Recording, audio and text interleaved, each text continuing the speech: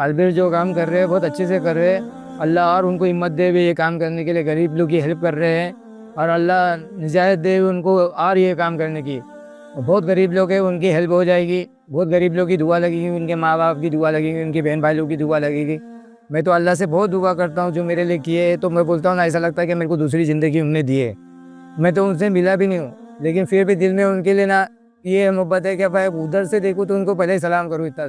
बहुत अच्छा काम कर रहे हैं। अल्लाह उनको अच्छा रखे, उनको तौफीक अदा फरमाए। अल्लाह उनकी कारोबार में अच्छी बरकत दे, अच्छा तरक्की दे उनको। ये काम अच्छे के लिए कर रहे हैं वो। अच्छी बात है, बहुत अच्छी बात है जो परेशानी को हल कर रहे हैं। मेरी परेशानी हल करके दे दी।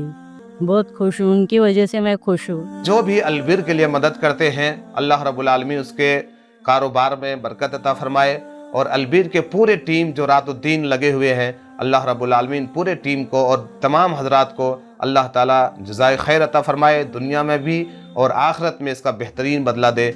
अमीन। जज़ाकुमुल्लाहु खैर। अस्सलामु अलैकुम व रहमतुल्लाहि व बरकातुहू।